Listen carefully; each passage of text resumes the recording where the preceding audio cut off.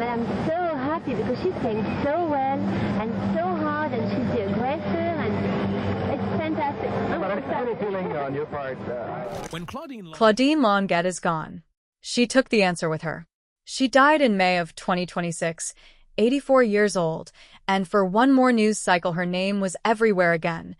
The same way it had been everywhere in 1976, and again in 1977, and again every few years since, whenever a documentary crew decided to take another run at the story. But here's the part almost nobody expected, even after 50 years of practice expecting it. She still said nothing. No deathbed confession. No secret letter released by the family. No quote that finally settled it. The woman at the center of one of the strangest celebrity cases in American history closed her eyes on the one thing everybody wanted to know, and she took it with her. Stay with me, because the story of why she never talked is honestly stranger than any confession could have been. Before any of that, before the courtroom and the cameras and the 50 years of silence, Claudine Longet was simply famous. The ordinary, wonderful kind of famous.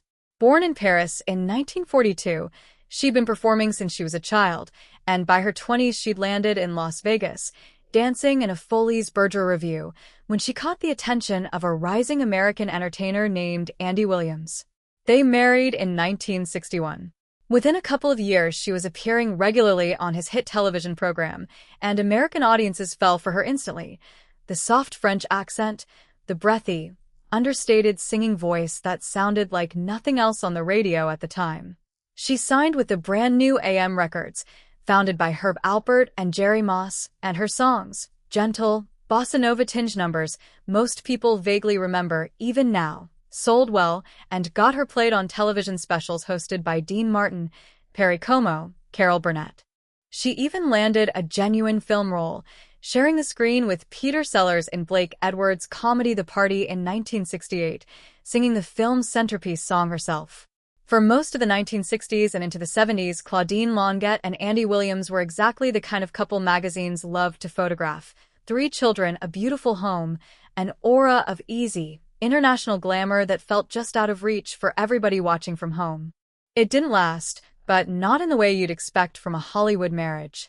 Williams and Longet divorced in January of 1975, after nearly 14 years together, and by every account, it was almost shockingly amicable.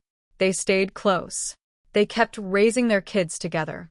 Williams himself later put it about as simply as a person can put a divorce. They just didn't want to be married anymore. There was no scandal in it, no tabloid war. If anything, their continued friendship after the split confused people more than a messy breakup would have.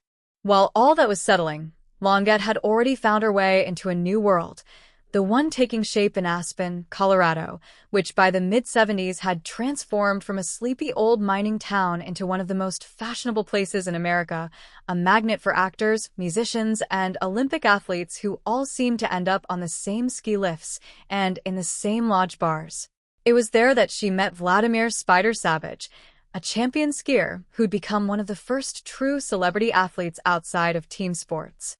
Savage had walked away from the U.S. ski team ahead of the 1972 Olympics to chase the newer, more lucrative professional skiing circuit, and the gamble paid off.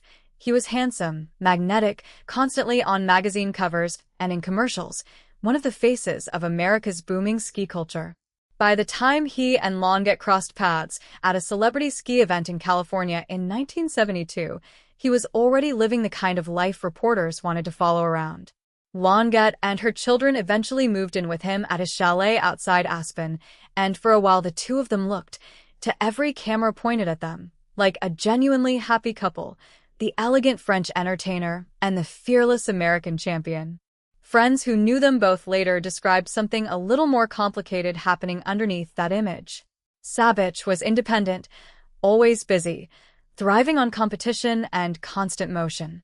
Longet, after years of balancing fame with raising 3 kids, wanted more stability than that. People who were close to the relationship in its last months gave conflicting accounts. Some said the tension was nothing more than the ordinary friction of 2 very different people learning to live together. Others suggested the relationship had entered a genuinely uncertain phase, with some acquaintances claiming Longet was considering moving out, others insisting the couple was actually discussing marriage. Nobody who was actually in the room that winter has ever agreed on exactly where things stood. And then, on the afternoon of March 21st, 1976, there was a single gunshot inside that chalet, and Vladimir Savic was dead within hours, at 31 years old. What happened in that room has only ever been described one way, by one surviving witness, Claudine Longet herself. Her account, from the very first hours after the shooting through her testimony at trial the following year, never changed in its essentials. She said Savic had been showing her how to handle a German-made Luger-style pistol, that she didn't realize it was in a position to fire, and that it discharged as she was holding it under his instruction. She said she never intended to pull the trigger, never intended to hurt him, and that the whole thing happened in a matter of seconds. She would later tell the court, in words that became some of the only public words she ever offered on the subject, that she and Savic loved each other, and that she had far too much respect for living things to have wanted this. The investigation and trial that followed spent most of 1976 and early 1977 picking apart that account, piece by piece, without ever being able to disprove it outright. Prosecutors, led by District Attorney Frank Tucker, charged her with criminally negligent homicide rather than a more serious offense, and built their case almost entirely on physical evidence, since there was no other eyewitness to contradict or confirm what Longet said happened. A lot of the trial turned on the bullet's path through Savic's body, which traveled upward, something prosecutors argued was hard to square with a casual firearms lesson, and something the defense argued could easily happen if Savic had simply been leaning or moving as the gun went off. There was a long back and forth over the pistol itself, an older military design with controls unfamiliar to most people, with defense experts arguing it could be discharged accidentally by someone unfamiliar with its mechanism, and prosecutors countering that it still took real pressure on the trigger to fire. And there was a dispute over what the close range of the shot actually proved, given that nobody disputed Savic had been standing right next to her at the time. Two pieces of evidence prosecutors had hoped would tip the case never even made it in front of the jury. Investigators had taken a blood sample from Longet and seized her personal diary in the days after the shooting without first getting the warrants the law required, and the trial judge ruled both inadmissible before testimony even began. That diary in particular became the great unanswered question of the entire case, because almost nobody outside the investigation ever actually read it. Tucker told reporters early on that its entries suggested the romance had recently cooled, and months later, after it had already been thrown out, he went further in interviews, offering his personal theory that Longet feared losing another man after her divorce, and that this fear was somehow connected to what happened in that chalet. It's worth being very clear about what that actually was. It was Frank Tucker's interpretation of a document the public was never allowed to see, not a quotation from it, and no verified page of that diary has ever surfaced in the nearly 50 years since. Through it all, one person never left her side, and it surprised almost everyone watching. Andy Williams, divorced from her for over a year by then, showed up to the courtroom day after day and sat beside his former wife through the entire trial. He'd go on to explain his reasoning in the plainest possible terms whenever anyone asked, that he believed it had genuinely been an accident, and that regardless of anything else, she was the mother of his children. It wasn't a reaction anybody expected from a divorced husband watching his ex-wife stand trial for killing the man she'd left him for, and it became almost as talked about as the trial itself. In the end, the jury convicted Longet of criminally negligent homicide, not the more serious charge prosecutors had originally sought, and she received a fine along with a short jail sentence structured around weekends, so she could keep raising her children during the week. To a huge portion of the American public watching the case unfold on the nightly news, that sentence felt almost absurdly light for a woman who had, by her own admission, been holding the gun that killed a man. And that gap between what people felt in their gut and what the courtroom actually delivered is really where this story stopped being a legal case and became something else, a permanent, unresolved argument that outlived the trial by decades. Outside the courthouse, reporters crowded around her hoping for something more, some kind of raw, unscripted reaction now that the verdict was in. What they got instead was almost nothing. She told them there wasn't really much to say. She mentioned that she had too much respect for living things. And she added 4 words that would end up being about as close to a final public statement as she would ever give on the matter. "I'm not guilty." That was more or less it. From that afternoon forward, the woman who'd spent over a decade in America's living rooms every week essentially disappeared from public life by choice. Part of that silence, it turns out, wasn't only her own decision. Sabich's parents later filed a wrongful death lawsuit against her, seeking over $1 million, and before that case ever reached a jury, both sides settled confidentially. The exact terms were never made public, but multiple reports from the time agreed on one key condition: Longet was barred from ever publicly discussing the shooting again, or profiting from her account of it.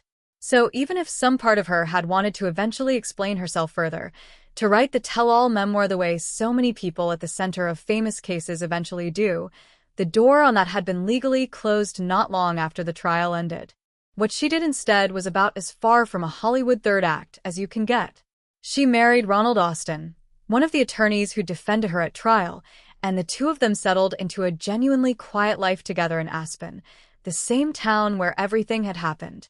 There were no reunion specials. No comeback albums. No documentaries she participated in, no magazine exclusives, no 30th anniversary interviews marking the case. She simply stopped. Occasional photographs surfaced of her around Aspen over the years, and her name would resurface in newspapers whenever some journalist or true crime series decided to revisit the case, but she herself was never part of those retellings. Even Ronald Austin, who'd been in the room for every twist of the legal defense, mostly avoided discussing it publicly for the rest of his life. That absence didn't make the story fade. If anything, it did the opposite. With almost no new information ever emerging after 1977, the case became a kind of blank canvas people kept filling in on their own. Books were written examining the constitutional questions raised by the excluded evidence. True crime documentaries returned to it again and again over the decades. The Rolling Stones actually wrote and recorded a song about the case, mocking the official explanation so pointedly that the band reportedly held it back from release for years out of concern over legal exposure. Saturday Night Live turned the tragedy into a sketch. A theory took hold in some corners that Longet had escaped serious consequences purely because of her fame and her connection to Andy Williams, a theory that's persisted online for decades despite the fact that no credible evidence has ever actually shown Williams influenced the prosecution, the judge, or the jury in any improper way. None of that theorizing ever needed her input to keep going, and for nearly 50 years, it never got any. So when the news broke this past May that Claudine Longet had died at 84, the honest headline wasn't some hidden confession finally coming to light. It was the opposite. Her family statement, when it came, made a point of not reopening any of it. They chose to remember her simply as a mother, a grandmother, someone who they said met life with warmth and humor, and they declined to revisit the shooting or respond to any of the decades of speculation that had followed her. It was, in a strange way, exactly the choice she herself had made, over and over, for nearly 50 straight years. And maybe that's actually the most interesting thing about this entire story, more than any diary rumor or courtroom theory ever could be. We live in an era where almost everyone eventually talks, where old scandals get revisited in a memoir, a docuseries, a tell-all interview timed to a milestone anniversary, because silence rarely survives 50 years of public curiosity. Claudine Longet is one of the rare people who simply never gave in to that pressure, not once, not even at the very end.